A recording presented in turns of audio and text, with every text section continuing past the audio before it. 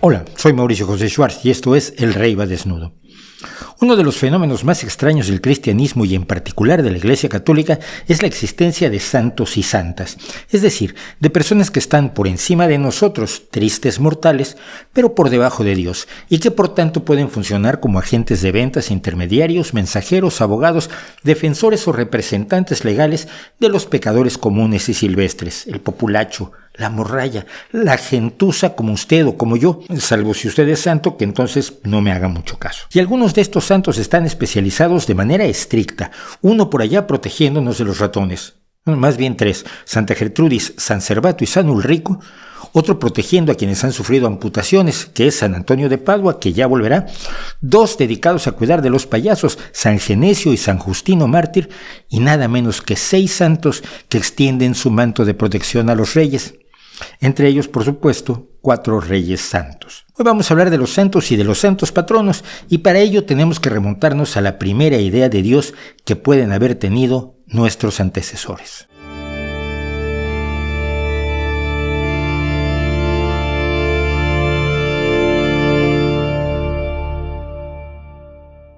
En las sociedades humanas primitivas, nuestros ancestros empezaron a abrir los ojos a un mundo complejo a medida que sus cerebros se adentraban en territorios en los que ningún ser vivo había estado antes. Los territorios de las preguntas y las respuestas, de la autoconciencia y de la modificación progresiva de su entorno para adaptarlo a él, en lugar de adaptarse simplemente él al entorno. A falta de otras formas de explicar las cosas, nuestros ancestros hicieron claramente una analogía entre el universo y ellos mismos, usándose como ejemplo, paradigma o base para modelar una visión de cuanto les rodeaba, una cosmovisión. Si yo puedo arrojar agua, cuando llueve muy fuerte, alguien más poderoso que yo debe estarla arrojando. Llamémosle el dios o diosa de la lluvia. Si yo puedo mover una roca o un palo, cuando la tierra se mueve y los árboles caen, alguien más poderoso que yo debe estarla moviendo. Llamémosle la diosa de la tierra. Si yo puedo castigar a mi hijo cuando comete una falta, alguien más poderoso que yo debe estarme castigando cuando me pasa algo luego de cometer una falta. Digamos que es el Dios Padre. El universo alrededor de aquellos seres humanos iguales a nosotros en todo, menos en conocimientos y forma de aplicarlos, era un desfile incesante de poderosos dioses. El del sol y la de la luna, generalmente así. El del rayo, la del mar, el de los vientos, el de la buena suerte, el de la mala suerte, el creador y el destructor, la protectora y la castigadora, el del amor y el del odio. Muchas sociedades tenían además sus deidades familiares, espíritus menores que protegían cada hogar, los lares de la antigua Roma, los gashin del chamanismo coreano o los kofgodas de las religiones anglosajonas.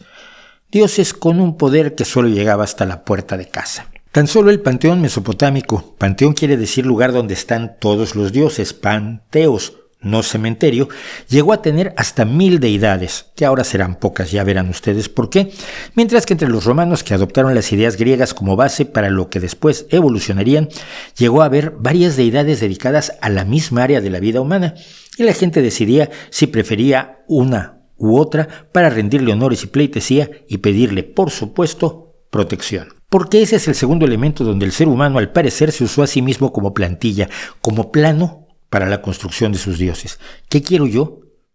Yo quiero, como todos los seres humanos, bienes materiales, buena comida, buena bebida, admiración y sexo. Cierto que es un número de circo bastante difícil ofrecerle sexo a la deidad, pero se ha intentado.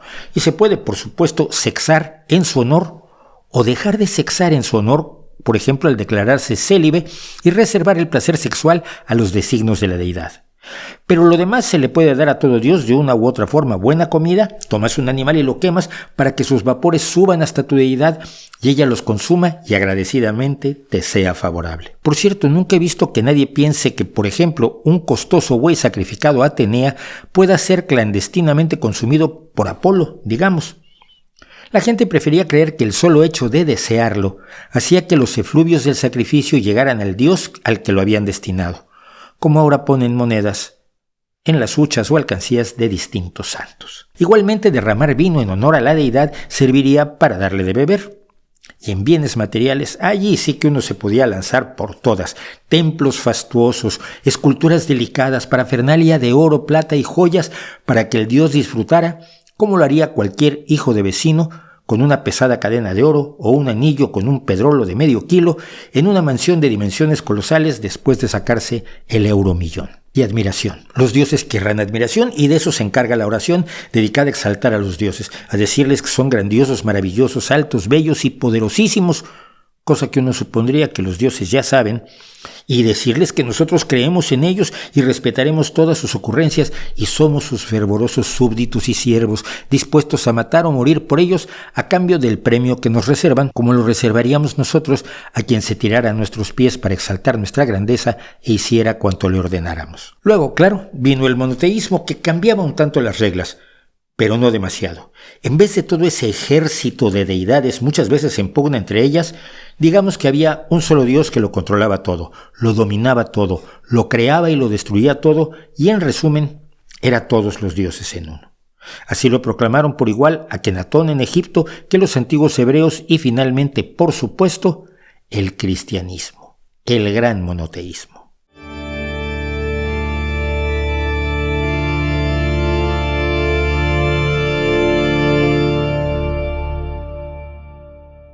El cristianismo tuvo un camino inicial bastante accidentado, considerando que Cristo, si es que existió, predicó en la antigua Palestina hebrea, que los evangelios se escribieron en Grecia y que el gran promotor del cristianismo fue Saulo de Tarso, un judío nacido en la Turquía bajo dominio romano, mejor conocido como San Pablo. Se entiende que la persecución religiosa contra los primeros cristianos se diera en todo el Imperio Romano, a cargo de judíos y romanos por igual. Sobre todo porque Herodes Agripa, el romano, fue proclamado rey de los judíos en el año 41 de la era común y pensó en congraciarse con sus nuevos súbditos persiguiendo a los apóstatas judíos que se habían convertido al cristianismo. La persecución fue brutal y lo fue aún más a partir de que Nerón culpó a los cristianos del gran incendio de Roma e implicó la ejecución de muchísimos fieles de la nueva religión que no querían rendirle sacrificios a los antiguos dioses romanos. Y los que morían por la religión eran vistos por otros creyentes como personas espiritualmente superiores, del mismo modo en que quien muere por la patria o por el rey es considerado un héroe y sus familias suelen recibir premios. Se les consideraba entonces santos, gente que al haber muerto por la religión verdadera seguramente tenía una consideración especial por parte de Dios, que finalmente era por quien habían dado la vida, con frecuencia después de terroríficas torturas. Durante los primeros 1000 años de la Iglesia, pues, los santos eran proclamados por exigencia de la gente, de los creyentes en general, fuera por sus obras o su martirio o su devoción o cualquier cosa que los fieles cristianos de la localidad consideraran meritorias, y así lo hacían constar las autoridades eclesiásticas locales. Se fueron reuniendo así literalmente cientos de santos y santas hasta que en el siglo X el Papa Juan XV proclamó al primer santo canonizado por la más alta autoridad eclesiástica. El honor fue para San Udalrico de Augsburgo, un noble y obispo nacido en Zúrich, parte de lo que hoy es Suiza, que además fue general en la defensa de su ciudad y participó en varias batallas matando a mucha gente, lo cual les pareció muy bien. El caso es que una vez muerto se le atribuyó una serie de milagros que llevaron a su canonización en el año 993. Por cierto, poco después, en el 1054, se produjo el gran cisma que dividiría a la Iglesia Católica y a la Ortodoxa Oriental. Hoy en día las diversas denominaciones cristianas tienen distintas formas de proclamar a sus santos, comparten algunos, pero no a otros, excepto, por supuesto, algunas iglesias procedentes de la Reforma, sobre todo calvinista, que consideran que no se debe adorar a nadie salvo a Dios y rezarles a los santos es idolatría. Algunas denominaciones, sin embargo, gustan de usar a los santos como ejemplos de vida santa, pura y virtuosa, sobre todo en las corrientes luteranas. Pero vamos a dejar de lado todas esas variantes que tomen su camino y vamos a quedarnos con la católica porque es donde la santidad es dogma, base y fenómeno recurrente.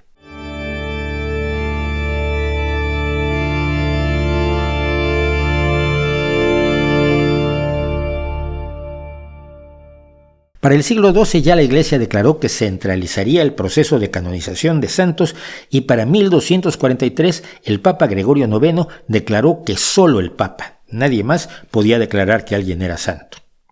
Era la privatización de los santos. Los santos solían venir como el pan de caja en dos presentaciones, los mártires y los confesores de la fe.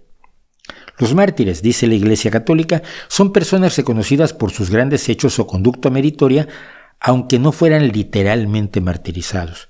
Por cierto, la palabra martirio viene del griego martirión, que significa simplemente testimonio o prueba que se presenta en un juicio, y al paso del tiempo asumió la acepción de alguien que testimoniaba su fe al morir o ser muerto por ella, por defender la religión, por negarse a apostatar o adorar a otros dioses o acciones más o menos similares. El caso es que para ser mártir ya no es necesario morir por la fe. Basta hacer cosas buenas, aportarle a la iglesia y a la comunidad, o ser madre de un santo, que también cuenta. Por cierto, mientras investigábamos el tema, me encontré con esta maravillosa oferta que quiero compartir con ustedes porque seguramente los llenará de júbilo y emoción. 15% de descuento en toda la colección de Juan Pablo II en la tienda católica en línea Catholic Online Shopping. Catholic Online Shopping, el lugar donde su cartera se despide de su fe.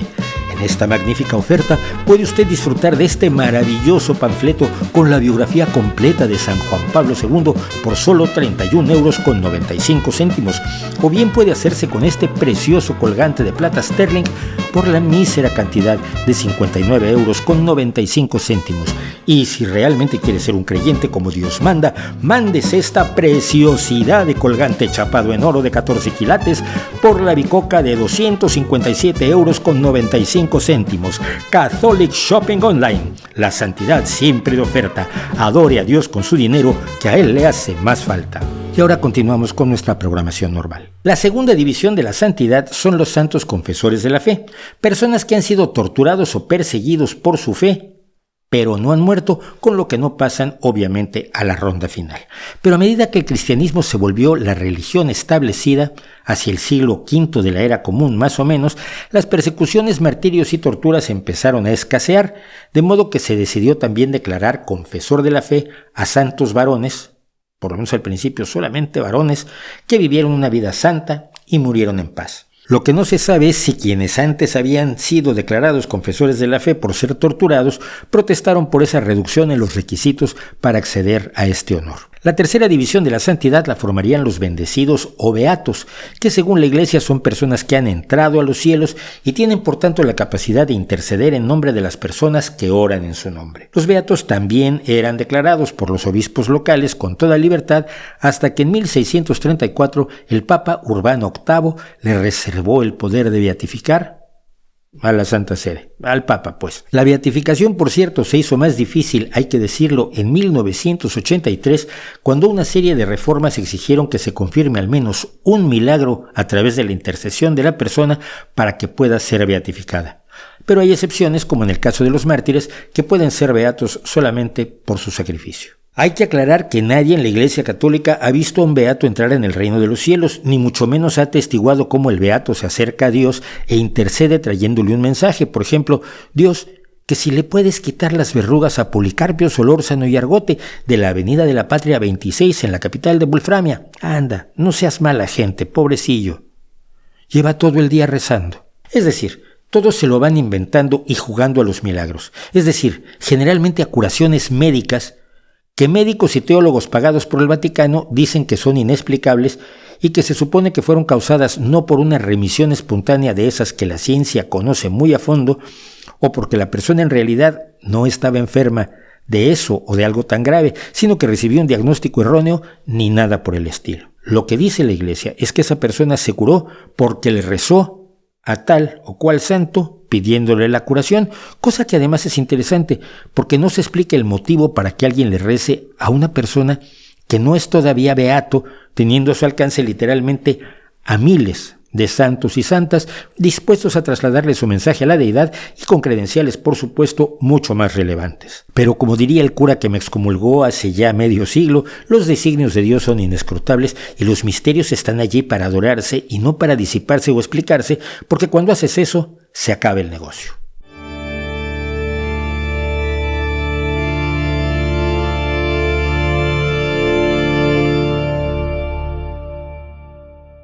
Para entender la función de los santos en esta enorme fantasía eclesiástica, es necesario conocer uno de los dogmas de la Iglesia Católica, y para eso primero tenemos que entender el concepto de dogma.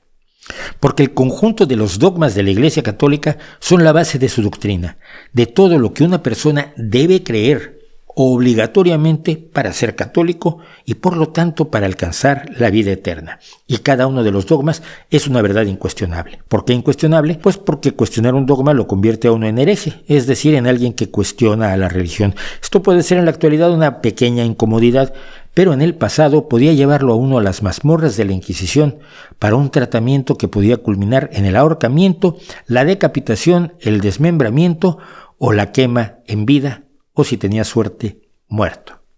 Todo ello un asunto enormemente incómodo. ¿Y cómo se sabe que el dogma es verdad? ¿Hay pruebas, hay evidencias, hay hechos que lo sostengan? No. Se sabe porque ha sido revelado por Dios. ¿Y cómo se sabe que ha sido revelado por Dios si no es solamente una ocurrencia de alguien que dice estar iluminado por Dios o un sueño que tuvo o algo así? Pues porque el Papa lo dice. ¿Y cómo se sabe que lo que dice el Papa es correcto? Porque así lo decidió el Papa Pío IX en 1870, cuando el Concilio Vaticano I aprobó que era dogma divinamente revelado que el romano pontífice, cuando habla ex cátedra, esto es, cuando ejerciendo su cargo de pastor y doctor de todos los cristianos, en virtud de su suprema autoridad apostólica, define una doctrina de fe o costumbres y enseña que debe ser sostenida por toda la Iglesia, posee, por la asistencia divina que le fue prometida en el bienaventurado Pedro, aquella infalibilidad de la que el divino Redentor quiso que gozara su Iglesia en la definición de la doctrina de fe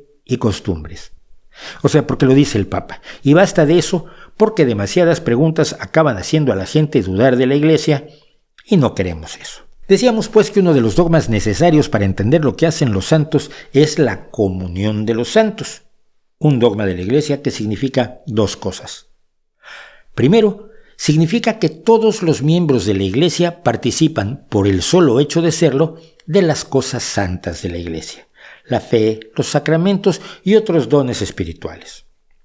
Pero también significa, en una segunda parte, que todos los santos están conectados o unidos entre sí y al mismo tiempo con Cristo. Según la Iglesia, los santos pueden interceder por los vivos y por los que están en el purgatorio. Esta idea, por cierto, se le ocurrió a San Niceto de Remesiana por allá del siglo IV y se deriva de la interpretación de uno de los escritos de Saulo de Tarso o San Pablo en su primera epístola a los Corintios, donde dijo que el cuerpo de Cristo le pertenecía a todos, y no olvidemos que San Pablo nunca conoció a Cristo. Pero bueno, los santos pueden hablar con Cristo o con Dios o con las tres personas que forman la deidad católica para convencerlo de que obre o deje de obrar de cierta manera que convenga a los deseos o intereses de los pobres pecadores mortales que pululamos por esta tierra. Cuando hablamos en este canal de oración, por cierto, ya decíamos que era un tanto extraño que una oración, una súplica, con o sin santo de por medio, pudiera hacer cambiar de opinión a un Dios omnisciente, omnipresente y omnibenevolente que por definición sabe lo que es mejor y lo sabe absolutamente todo, y por tanto no se entiende que alguien lo puede convencer de que se equivocó. Puede usted ver toda la historia en este video, pero dejo constancia de lo extraño que resulta el asunto.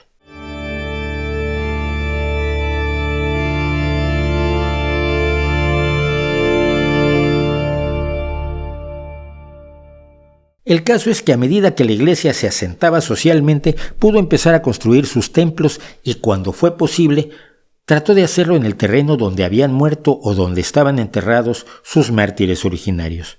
Así, las iglesias empezaron a identificarse con los nombres de quienes yacían precisamente en sus cimientos. Y con el tiempo se empezó a pensar en ellos como protectores o guardianes del lugar, del templo, de quienes rendían culto en ese templo o de toda la población, lo que llevó a que se les designara protectores de distintos lugares y luego de actividades y hasta personas. Si a mí me pusieron Mauricio, sería, se supone, en el catolicismo como homenaje a San Mauricio el Tebano, un comandante negro de las legiones del Imperio Romano que se negó a matar cristianos.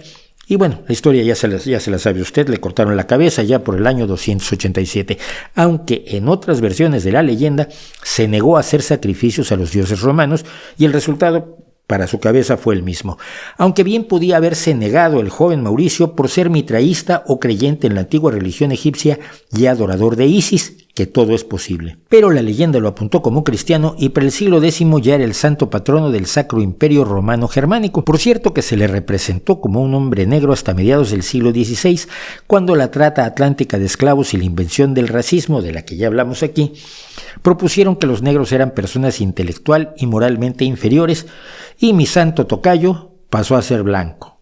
Santos y curiosísimos milagros. La idea de una fuerza sobrenatural protectora no era del todo nueva, claro, no la inventó la religión cristiana. Ya en la antigüedad los dioses protegían a ciertos oficios o a ciertas ciudades. No por nada el Partenón griego estaba dedicado a la diosa Atenea, que era la deidad protectora de Atenas, la ciudad de Atenea.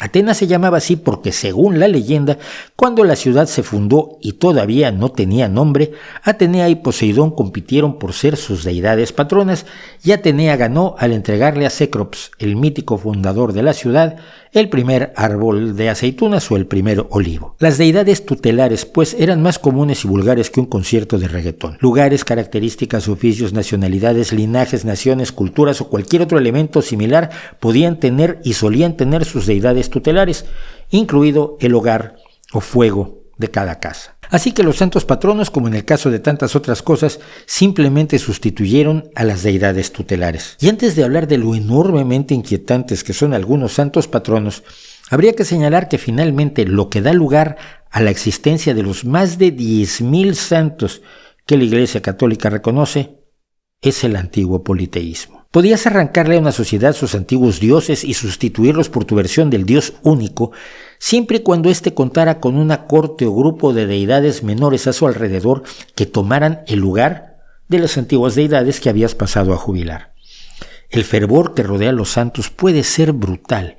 En América Latina es muy común hablar de uno u otro santo como uno que es muy milagroso, como si en el ranking mundial de santos este estuviera en los primeros lugares por ganar varios Grand Slams de prodigios, milagros y maravillas. Antiguamente, por ejemplo, las mujeres casaderas que no conseguían novio, eran otros tiempos, sin duda, se encomendaban también a San Antonio de Padua, de quien ya hablábamos. Cosa también extraña, pues para conseguir pareja se acudía a alguien que había prometido el celibato, pero dejémoslo allí. Cuando pasaba un tiempo prudencial sin que se presentara en los alrededores de la moza un doncel con intenciones matrimoniales, era común castigar al santo poniéndolo de cabeza para que se apresurara con la entrega del futuro marido.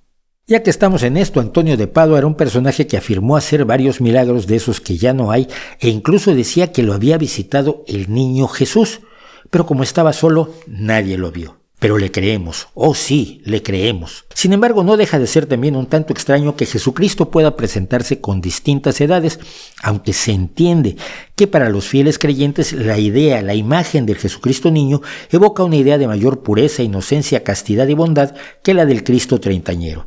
Lo que no sé es si esto se pudiera considerar una afrenta para quien se supone que se dejó torturar y matar por los pecadores que ahora lo prefieren en la niñez. Pero vamos a conocer algunos de los más inquietantes santos patronos.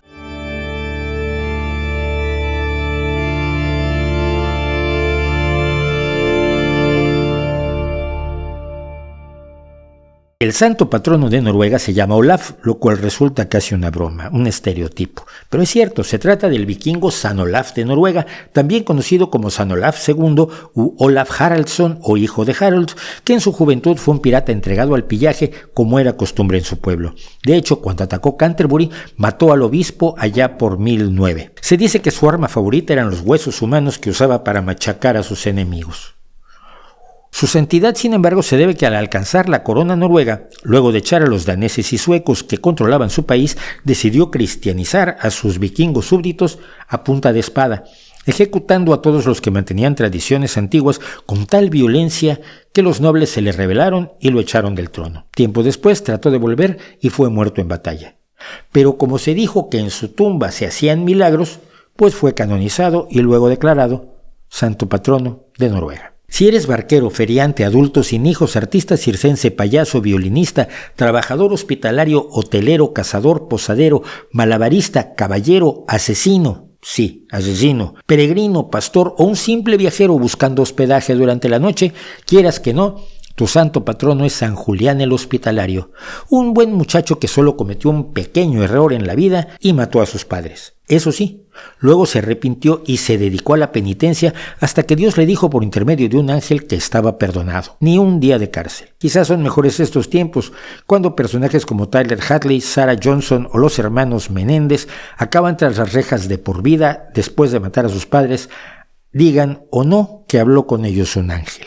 Otra joya de la corona para el escalofrío fue San Vladimiro el Grande, noble hijo ilegítimo nacido en el 956, que mató a sus hermanos para hacerse con el trono de Kiev y de todas las Rusias. Ya aposentado allí como rey pagano, tuvo 5 esposas y procreó 10 hijos y 2 hijas, mientras conquistaba tierras a sangre y fuego por el mar Báltico y el río Volga, como si fuera Vladimir Putin. Pero cuando se le antojó casarse con la hija del emperador Basilio II de Constantinopla, este se rehusó a menos que Vladimiro se convirtiera al cristianismo, cosa que este hizo con la facilidad con la que cualquiera de nosotros se cambia de camisa. Vladimiro se dedicó entonces a convertir a sus súbditos, obviamente a punta de espada.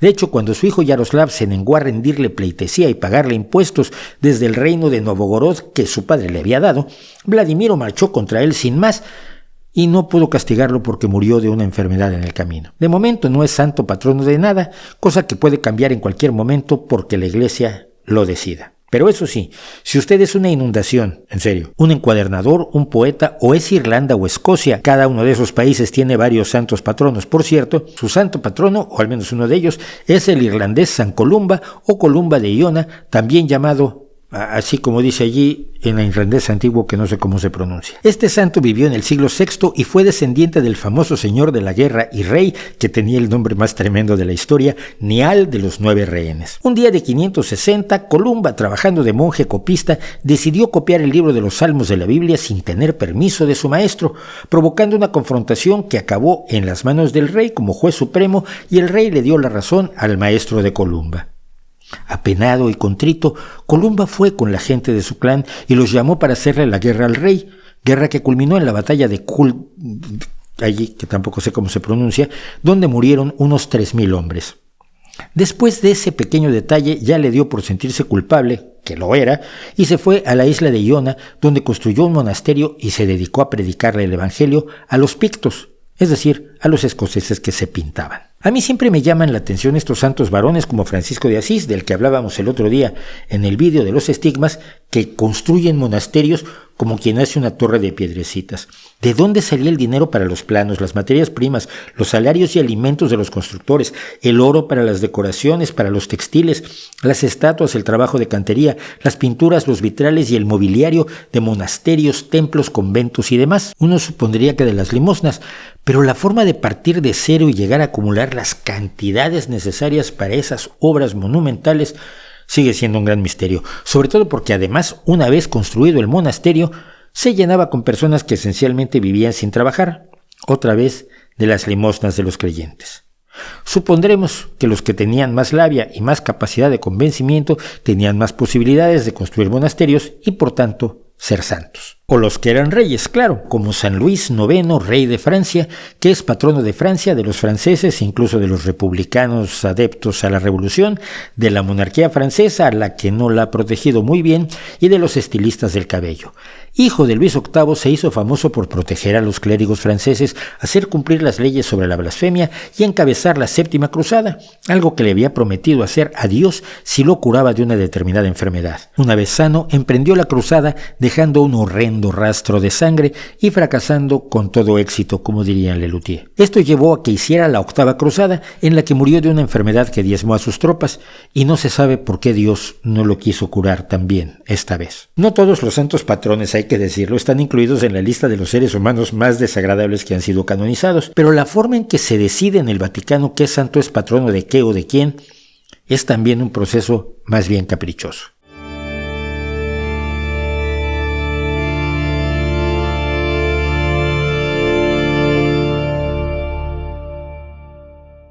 Por ejemplo, San José de Cupertino es el patrono de los viajeros en avión, es decir, te cuida del despegue al aterrizaje y con resultados no siempre ideales. Y esto se debe a que este santo, nacido en 1603, que al parecer sufría una importante discapacidad mental, aunque era amable y de buena disposición, al entrar en éxtasis se cuenta, se dice, avisan, comentan, al entrar en éxtasis podía levitar, algo que se dice de no pocos santos. Por supuesto, nadie lo vio levitar nunca, pero eso no obstó para que alguien lo contara y entonces lo canonizaran y declararan después que si él volaba, se tenía que ocupar de los que volaban, aunque usaran para ello, como decía Miguelito el de Mafalda, la ortopedia del avión. O Santa Bárbara, mártir del siglo XIII, de la que se dice, como siempre sin ninguna evidencia, que fue protegida en una huida por una grieta que se abrió a sus pies y la cobijó, y luego por un ángel que impidió que la quemaran viva, además de que su padre Dioscoro y el prefecto de la ciudad Marciano fueron alcanzados por un rayo como castigo por haberla golpeado, torturado y decapitado por no apostatar del cristianismo. El ángel, por cierto, no se apareció en la decapitación. Así que por estos asuntos es patrona de los mineros y los artilleros, y también de los matemáticos, los arquitectos y los constructores de armaduras, oficio del que quedan pocos, por cierto. Así, los santos patronos suelen elegirse porque tienen alguna conexión con una región, profesión o familia en particular, algo tan obvio como que José, el no padre de Cristo, sea el patrón de los carpinteros, pues se dice en la Biblia que había sido carpintero, o de modo tan lejano como está la grieta de Santa Bárbara de la dura profesión de la minería. Según la Enciclopedia Católica, pueden elegirse para proteger a quienes sufren ciertas enfermedades, los santos que ya padecieron esa enfermedad o cuidaron a alguien que la padeciera. O más o menos. Por ejemplo, los santos patronos de las víctimas del SIDA, esa enfermedad que tanto promovió la Iglesia Católica en el mundo y sobre todo en África, son San Eliseo Gonzaga, porque estuvo en un hospital durante un brote de peste en Milán cuando no existía el SIDA, claro. Peregrino Laciosi, que también lo es de los pacientes de cáncer, porque al parecer sufrió una gangrena que en aquel entonces, siglo XIV, se llamaba cáncer, y donde tampoco había SIDA. Y finalmente, Santa Teresa de Lisieux, monja del siglo XIX, que dijo que se curó de una enfermedad cuando una estatua de la Virgen María le sonrió. Tiempo después, joven todavía, a los 24 años, murió al parecer de tuberculosis, sin que ya ninguna estatua le sonriera. Y cuando todavía no hay santos proclamados pertenecientes a cierta actividad como la programación informática y todo lo relacionado con Internet, un papa puede inventarse que como hay un santo al que le gustaba el conocimiento y en Internet es la red de la información, pues lo declara santo patrono de Internet, y suponemos que allá en los cielos San Isidoro de Sevilla se da por enterado de que Juan Pablo II le ha encargado este asunto y a partir de ese momento protege de modo especial a quienes se dedican a escribir código, software, apps y videojuegos.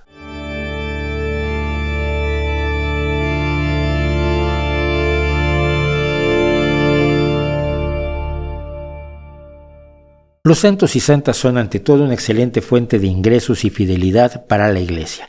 Basta entrar en un templo y ver la profusión de estatuas o figuras de santos mirando al cielo, dolientes o piadosos, reyes, caballeros o aldeanos fervorosos, monjas o antiguas cortesanas reconvertidas en célibes adeptas a la oración, con sus cajas de óbolos, limosnas o caridades a sus pies, donde el fiel puede echar algunas monedas para obtener la gracia pagada de la semideidad que representa la figura. El panteón de los santos es el gran politeísmo católico, y los papas más recientes han decidido que entre más, mejor.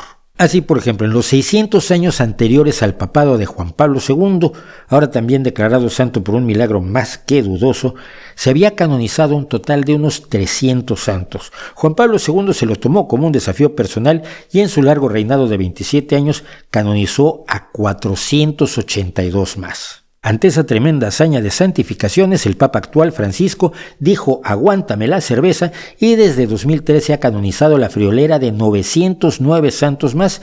Entre ellos, para ahorrar tiempo, en su primer año en el cargo canonizó a granel a los 813 mártires de Otranto, habitantes de esa ciudad del sur de Italia que fueron asesinados en 1480 por no convertirse al Islam cuando su ciudad cayó en manos del Imperio Otomano. Y apenas el 15 de mayo de 2022 canonizó a otros 10 santos. Si uno habla de los santos como semideidades, como parte de un panteón politeísta o como una anomalía inexplicable dentro de la lógica de la propia religión en un universo regido por un solo Dios que lo sabe todo, lo puede todo y lo es todo, los teólogos, por supuesto, como filósofos de la religión que son, nos pueden dar y nos ofrecen farragosas explicaciones con abundancia de citas y latinajos para decir que la realidad no es así, que hay un orden en su doctrina mediante el cual eso que está diciendo uno es una exageración o incluso una blasfemia o una herejía. Pero los fieles cristianos, la gente, los creyentes en su mayoría, sobre todo en las zonas de pobreza e ignorancia, donde se encuentra la fuente más fértil de devoción y de limosnas,